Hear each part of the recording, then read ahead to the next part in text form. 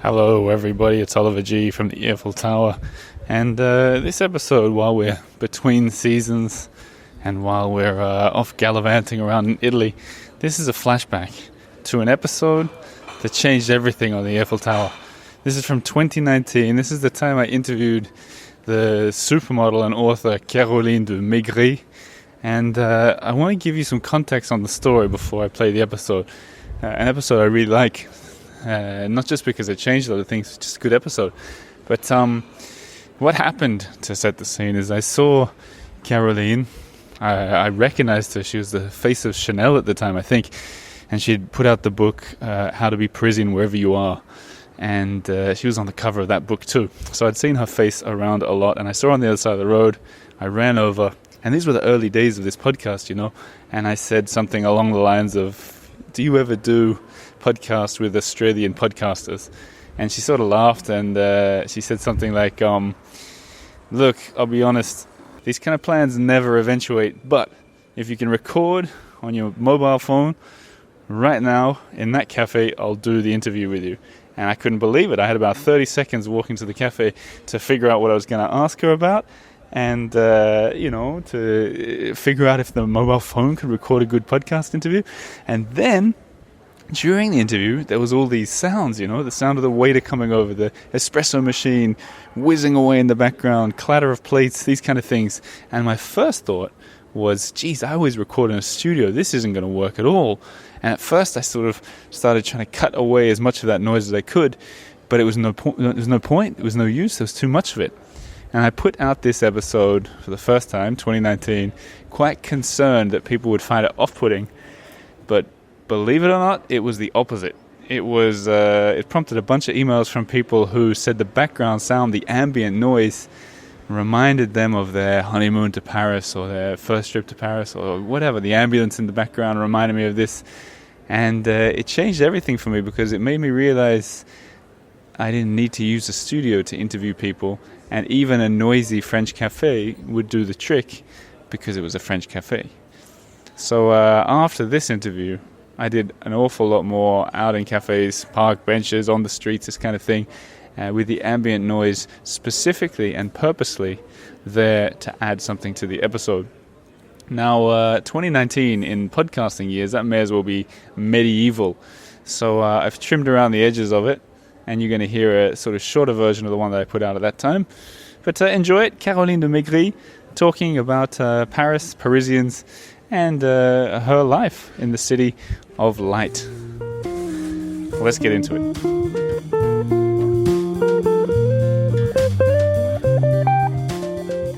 My name's Oliver. The show is called The Earful Tower, just so you know what you're doing.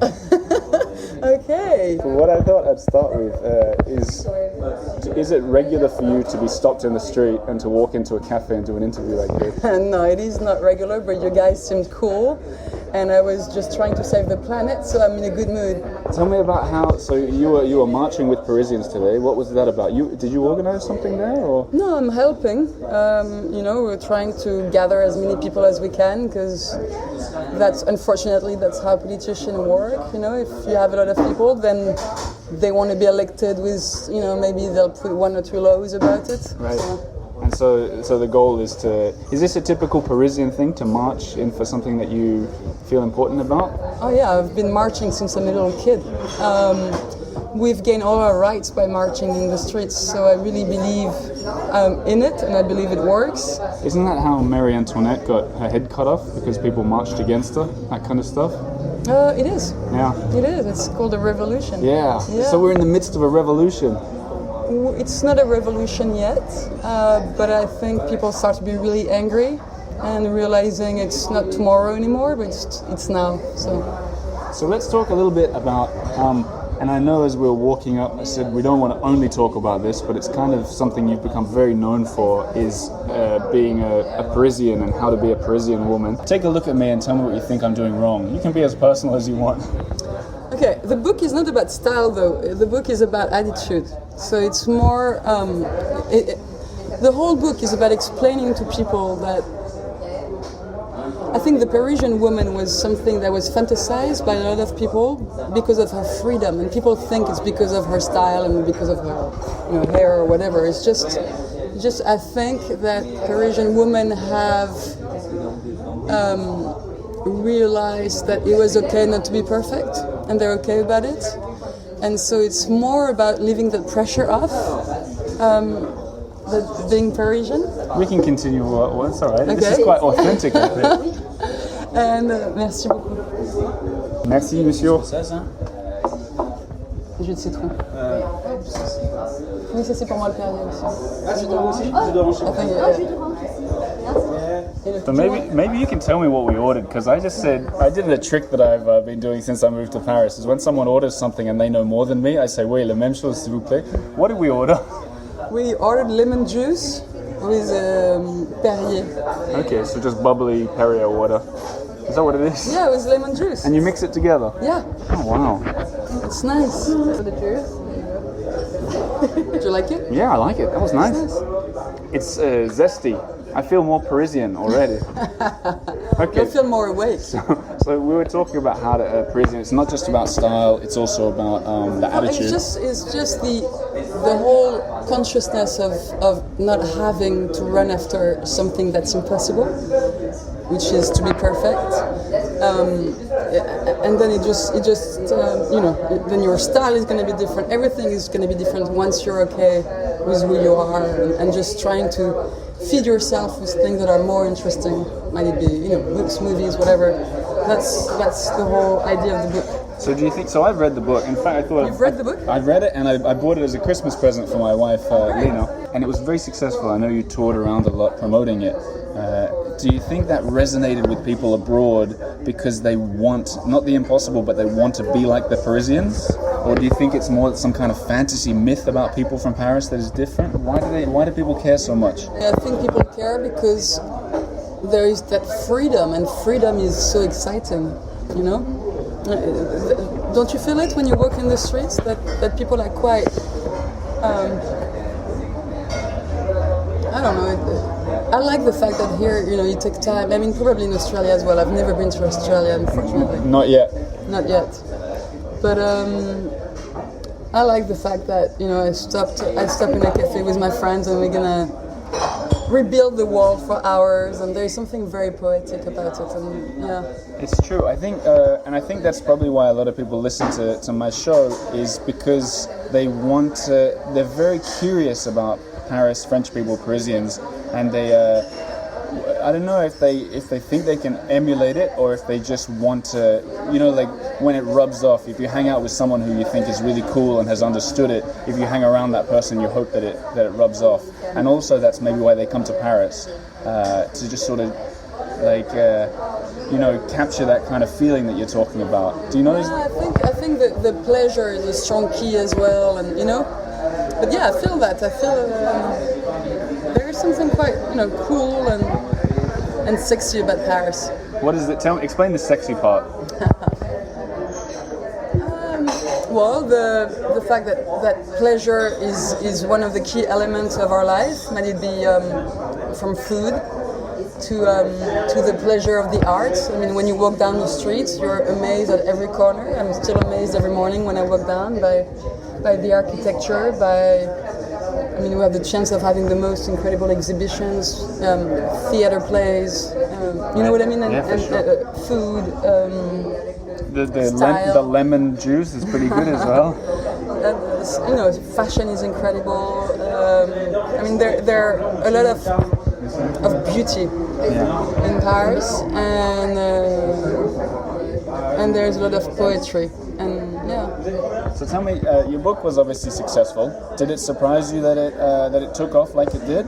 It surprised me. It didn't really surprise me in a way that when we first wrote like the 50 first pages, we sent them to America, and they did an auction. The publishers did an auction together for the book, so for a week, I think. Right. So we understood we had something that was quite interesting, because the whole concept was to destroy the myth and to make it happen again in a way that the myth was that she was perfect. So the idea was to free people from that. So where did this idea that Parisian women and men are perfect come from? I don't know. There is something. I know there is something quite mysterious about Parisian. I know that, as far as I'm concerned, and I know my friends as well, we're not gonna spend time talking about, whatever your diet, your gym, your whatever, all those things that is your intimacy and personal life. It's not very interesting to share. So all those things that on how you achieve to be who you are just as an aesthetic. This, first of all, we don't share. So there is already quite a mystery about that. That makes it a bit deeper somehow. Maybe because fashion was born in Paris as well in the early 1900s. I mean, even late 18. But you know what I mean? It's always been a place of love. You see it in the movies and in the books. Yeah. You know, it's a long history for lovers and beauty and fashion.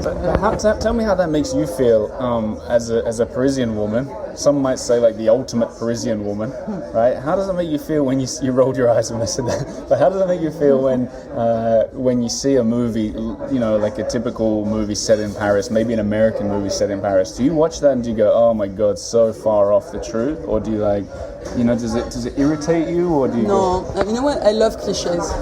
I think cliches are fun. I think they make me dream. They're fun. And I was a big fan of the Nouvelle Vague, which was the epitome of this kind of cliches. I love the lightness. I love going through. I think that's what I try to do with the book as well, is to go through lightness, to be a bit deeper behind, and say other things and empower women in a way as well. So I think it's all good.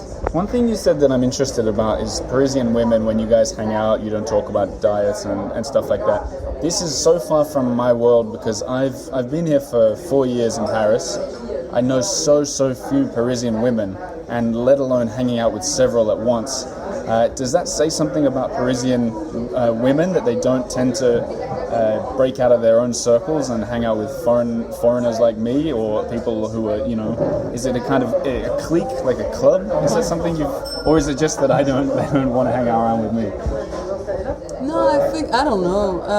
I know I have new friends every year, right. And my circle gets bigger and bigger, and I love meeting, new people. So. But I have to say that maybe it works better with friends of friends. Right.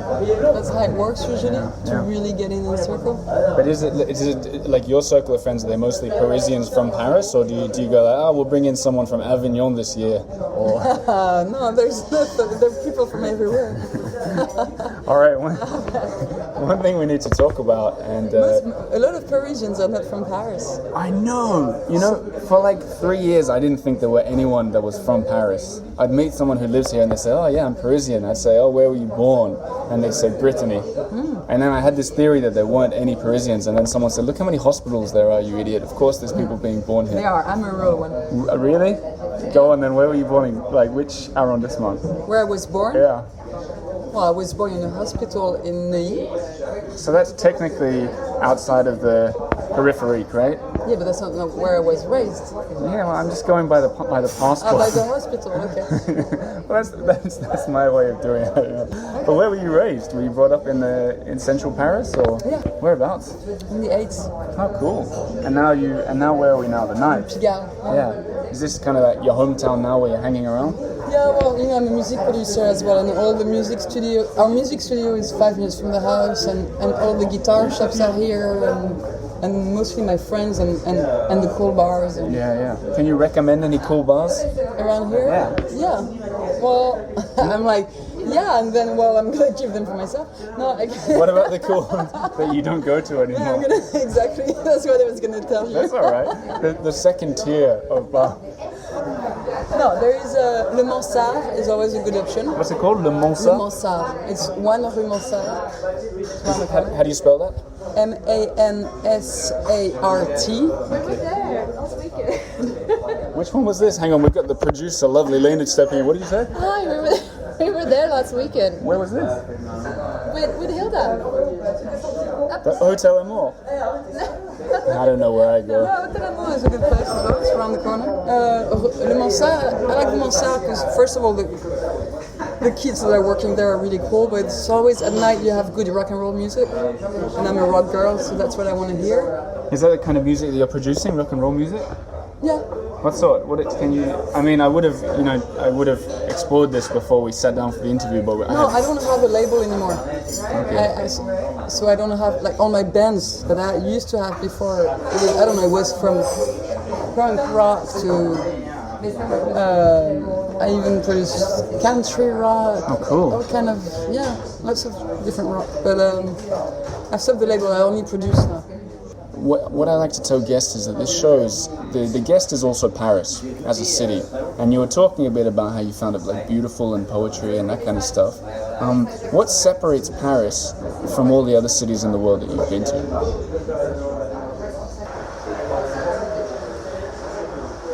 What I like about Paris is that you have. I found a little bit of everything that I like in a few cities around the world, which is. There is still this energy of creativity, of doing things that I find in New York that always gave me wings and pushed me. And Paris has a little of that, you can actually do things and there are all the key people that are going to help you doing that and the energy and stuff. And then there is, the beauty of it. And then I like the fact that a lot of people are quite, how do you call that, into politics in a way. People care for, what happens in the world and around them, and I like that about Paris. I like the fact that there are people from all over the world. Yeah, it's a rich place. Do you feel that it's becoming more international in that, like I notice as an English native speaker that a lot more people seem to be speaking English in this city than even 4 years ago when I moved here. Is that something you notice as well? Well, I don't know because I don't have to speak English. I don't really. Yeah, but I mean, even the fact that we're sitting here talking in English, the way that people used to talk about Paris 10 years ago was that no one spoke English, and it was really like the tourists would come here and be like, "What? I don't even know how to order a drink in a cafe or something." It feels like there's a change happening right in front of my eyes. Maybe the system of education is better. I don't know. Okay. I'm gonna ask you. That's something else I like about Paris, but that's more about France. Tell me. Well, we have amazing schools, and I went to university at La Sorbonne. It cost me 100 euros a year. That's crazy. You know what I mean? Crazy. To have the best teachers in the world and the coolest education, and then I gave birth to a child for free. Yeah. All this is quite an amazing thing. And I know that because I was talking to some Americans the other day who were saying similar to you how amazing it is, and then they said, "Yeah, but you pay high taxes here." Does that resonate for you that the taxes are high and that's a bit irritating, or do you think it's all? Well, no. I mean, I'm glad to pay high taxes to be able so that everyone can go to school and everyone can go to the hospital. So of course. Hey, I think the same as you. I'm just saying what I think. It's fine because the one that pay high taxes, it means they're okay. Like Sweden. No, but if you pay a high tax, it means you make enough money to live. Yeah. So everyone's fine, no problem. I've got that easy question for you from before. I think it's easier, but it's also a bit tricky, right? And I ask this to lots of people. But imagine you're going to be deported from France tomorrow for an unspeakable crime, which you can leave up to your own imagination, to America, or doesn't matter, Australia for the first time. And for some reason, you have to spend your last day in Paris in one arrondissement. Which arrondissement would that be, and why? But I take all my friends and family and... You can do whatever you want, you can use any of your imagination, but you cannot cross the border into the next one. Damn.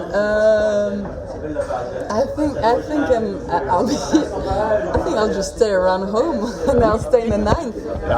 Am I allowed? Yeah, you can, but you have to explain why. And you cannot say you're just going to stay in your house and have your friends. No, I'm not staying in my house, but I'm going to stay in the 9th because for me it's the most complete one. It has cool bars, amazing restaurants, like very good, affordable restaurants. It has music bars, where you can actually listen to good music. Right. You mean like live music? Live music. Good cocktails. You don't have many museums.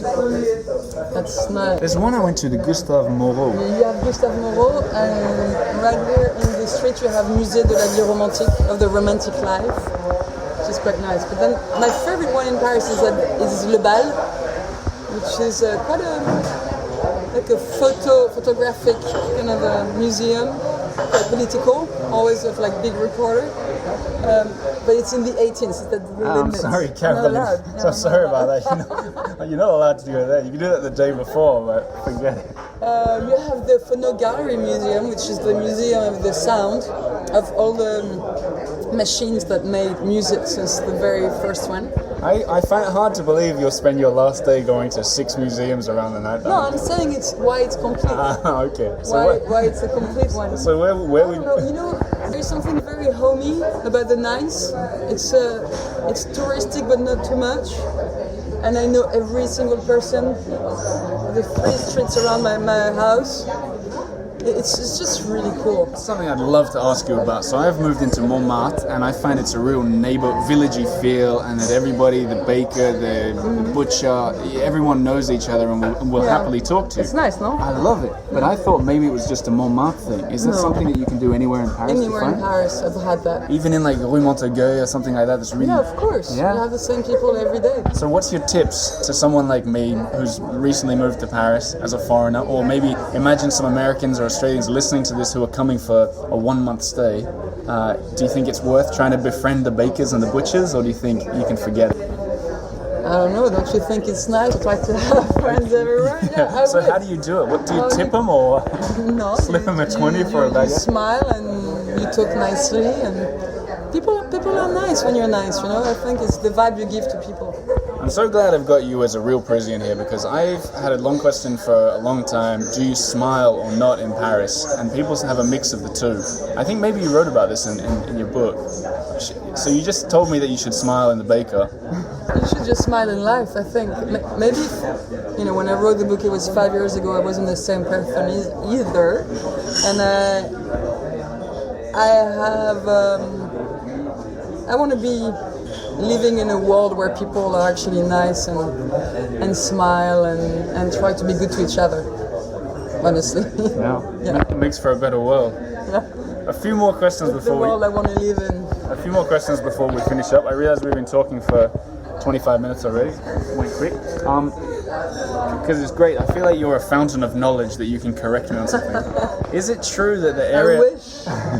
You've written a book on anyone that's written a book is an expert by default.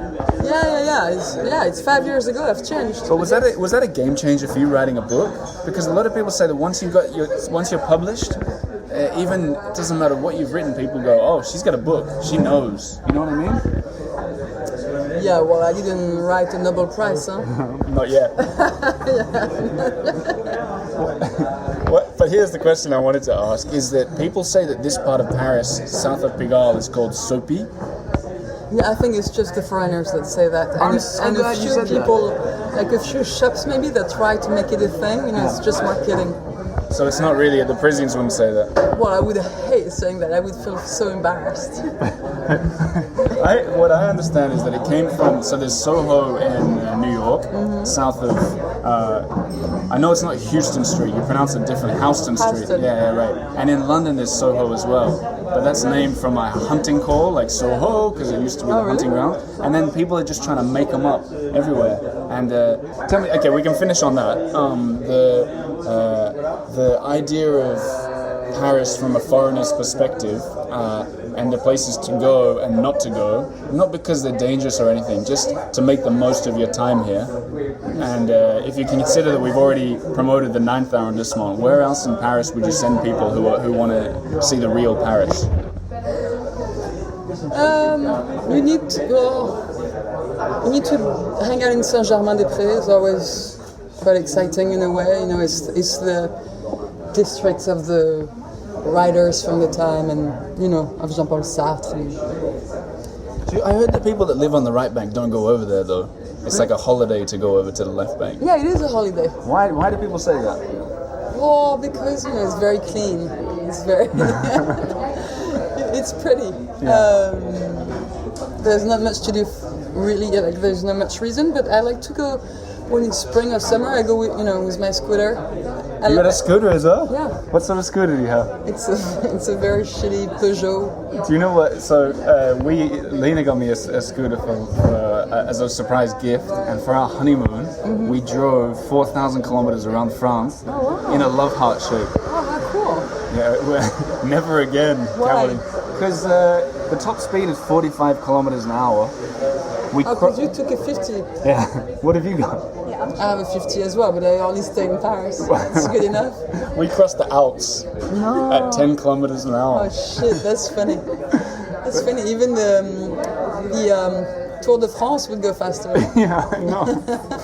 Okay, so sorry, I just felt like sharing that story.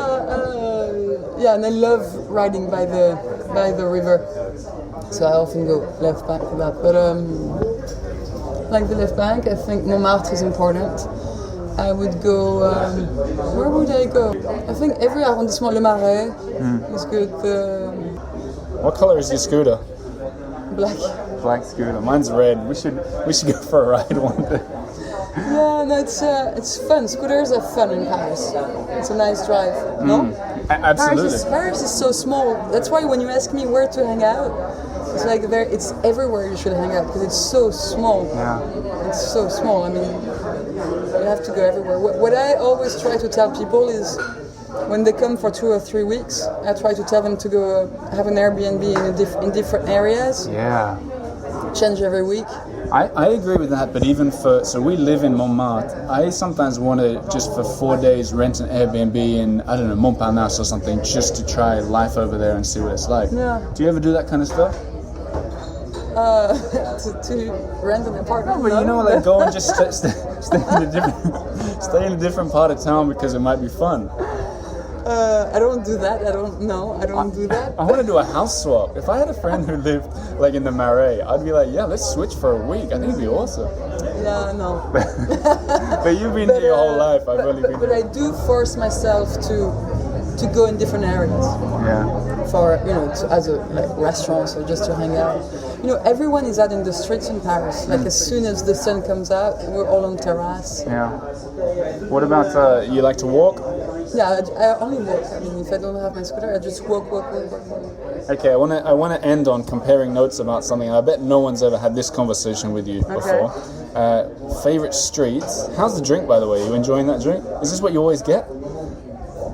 If I don't drink alcohol, yeah. And what is it? What did you order again? Say it again so I can remember. It's lemon juice. Hey, but what did you say to order it? Jus de citron. Jus de citron avec Perrier, s'il vous plaît. Avec du Perrier. Okay, but here was the question that no one asked you. Favorite streets to scoot down in Paris? The river. It's by the river. What I like to do is I take it by the Louvre, on the right bank by the Louvre, and I just... Yeah. Sorry, I don't know. What did that mean? Do you mean going heading east? You can go quite fast. And heading east. Yeah, but the cobblestones dangerous. You don't think? In front of in front of the Louvre? So the riverside, but down on the. Do you mean down on the quay? No, not down on the quay. On the road. Yeah. And then what? You end up at like the Bois de Vincennes or something if you keep going that way. Yeah, well, you stop in Bastille and you turn, and then you go Institut du Monde Arabe.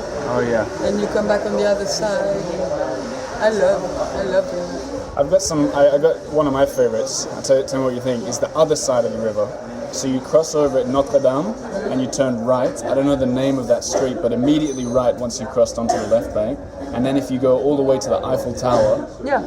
And that's the return of my path. That's probably why we never see each other. We're going. Where you go through Saint Michel. Yeah.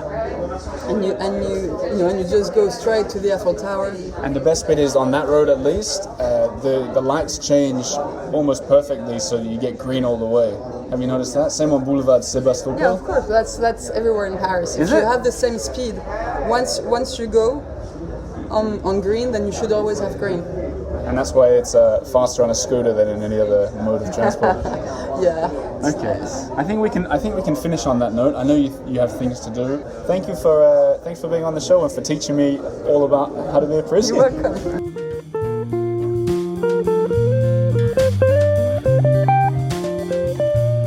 So there you have it, Caroline de Maigret from 2019. She's written other books. She's been on the show again since. You can just search her name wherever you're listening to this podcast and the word earful as a code word, and it'll all pop up.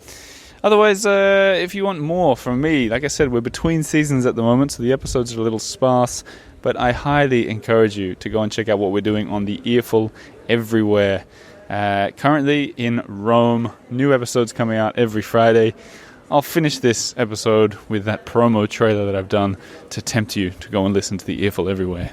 A huge thanks to all the members, whether they're on Patreon, whether they're on Substack. Wherever you are, you're welcome and you're making this thing work.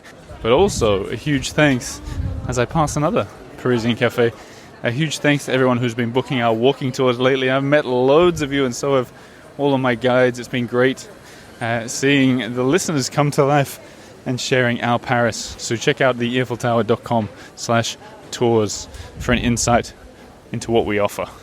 Now let's go to Rome. Let me take you to Italy. Benvenuto a Roma. Welcome to Rome. I'm going to show you some iconic landmarks. I'm standing inside the Colosseum. Is that dramatic enough? No, because it's the wrong name. It's the Flavian Amphitheater. Sono in piedi all'interno dell'Anfiteatro Flavio. I'm almost entirely alone inside the Sistine Chapel. We'll learn about the history, we'll seek some hidden gems, and we'll take in some cultural delights. Rome became the eternal city because Rome is a city that never dies and always finds the way to survive. Una pasta al forno con crema chantilly dentro. And of course, we'll head to some other famous places too. Benvenuti a Venezia. Welcome to Venice. We're sitting on a gondola. I'm gonna destroy all the myths people have about Venice. This is the Earful Everywhere, brought to you by Live Tours with 10 full episodes about Italy. Andiamo, let's go.